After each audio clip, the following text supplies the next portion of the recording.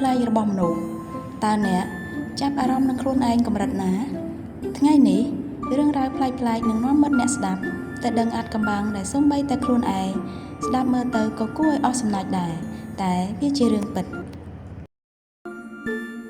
ទី1ហេតុអ្វីមនុស្សចូលចិត្តនិយាយតែម្នាក់ឯងតើអ្នកពិតជាធ្លាប់និយាយតែម្នាក់ឯងមែនឬអត់តាមការសិក្សាស្រាវជ្រាវអ្នកវិទ្យាសាស្ត្រខ្លះនិយាយថាការនិយាយម្នាក់ឯងអាចជួយរៀបចំគំនិតនិងបង្កើនការផ្ដោតអារម្មណ៍បាន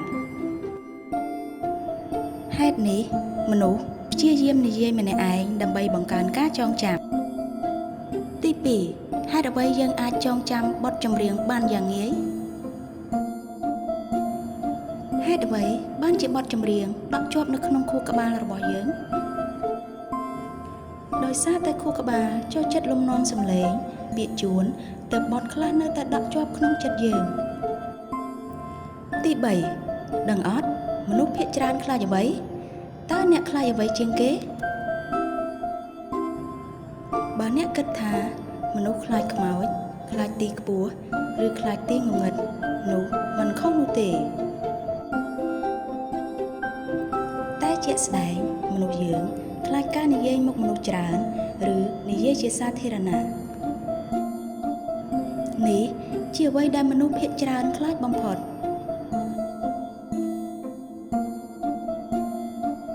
ទី4ហេតុអ្វីយើងសើចនៅពេលខ្មាស់អៀនតើអ្នកចាប់អារម្មណ៍នឹងខ្លួនឯងអត់ពេលសើចពេលខ្លះសើចដើម្បីបិទបាំងការអៀនខ្មាស់របស់យើងជួនកាលយើងធ្វើអ្វីមិនត្រូវហើយយើងបន្លប់ជាសើចនេះជាវិធីមួយដែលខួរក្បាលប្រើដើម្បីបន្ធូរអារម្មណ៍តានតឹង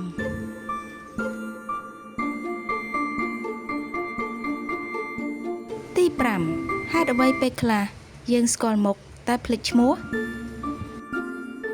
ធ្លាប់ស្គាល់មុខនរណាម្នាក់តែអត់ចាំឈ្មោះអត់ពិតណាស់ខួរក្បាលចងចាំមុខតែឈ្មោះនៅផ្នែកខុសគ្នានៃខួរក្បាលទើបមុខចាំបានតែភ្លេចឈ្មោះទី6ហេតុអ្វីយើងចូលចិត្តស្ដាប់បទសែតពេលកំពុងសែតពេលខូចចិត្តមនុស្សយើង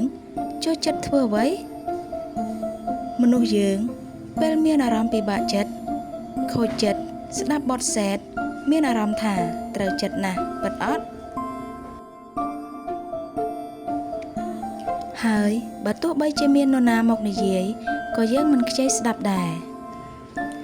បានតែសម្ងំក្នុងបន្ទប់តែម្នាក់ឯងព្រោះខួរក្បាលមានអារម្មណ៍ថាមានអ្វីមួយដែលយល់ចិត្តយើងតាមរយៈចម្រៀងដែលបានរៀបរាប់ក្នុងចំណោមនោះមានរឿងណាមួយដែលត្រូវនឹងអ្នកអាចបញ្ចេញមតិនៅទីនេះបានទេ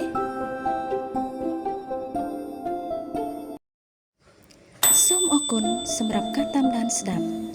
ជួបគ្នានៅវីដេអូបន្ទាប់